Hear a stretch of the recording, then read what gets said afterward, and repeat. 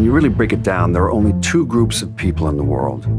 Those with power and those who want power.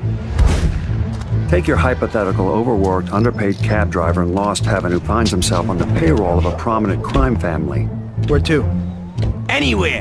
Fast. Suddenly, we're not talking hypotheticals, but about Tommy Angelo and his work for the Salieri crime family. But there are times when the work doesn't fit the man.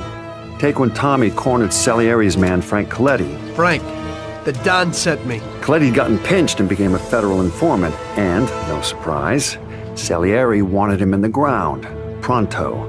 Coletti told Tommy he did what he needed to do to protect his family, and there was something about his story.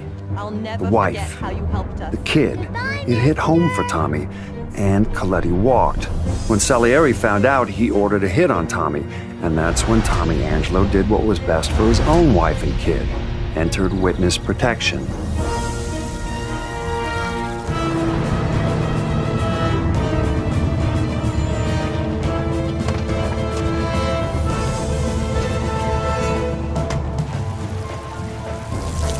Mr. Angelo?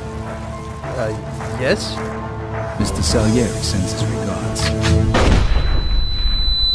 You saw this type of thing happen again in Empire Bay years later. Different circumstances, different people, but consistent. And of course, that would be the events that went down with Vito Scaletta and Joe Barbaro. Remember the wise guys we used to see when we was kids? Yeah, why? The guy we're meeting here is one of them. Scaletta hoped working for the mob would allow him to provide a better life for his mother and sister. Yeah. Where'd you get all this money, Vito? Scaletta and Barbaro were like brothers. In those days, you were hard-pressed to be able to hire one and not end up with the other at his side. You have to understand, the mob's a group of people who do just about anything to get what they want. Sure, they may throw around words like family, but there's no such thing as loyalty in their world, not really. What'd they tell you, Vito? Take care of me and all's forgiven? Scaletta and Barbaro, they were the exception to the rule. But even then, it was the thirst for power that drove them, and that's the thing that brought them down in the end. Hey, what the hell's going on? Where they taking Joe? Sorry, kid. Joe wasn't part of our deal. Which, of course, is how Scaletta ended up working out of a shithole in New Bordeaux. Now, you could make a compelling case that without Scaletta, you'd have never had New Bordeaux's own crime boss, Lincoln Clay. Lincoln was born with nothing. Essentially, grew up with nothing. That is, until he met Sammy Robinson.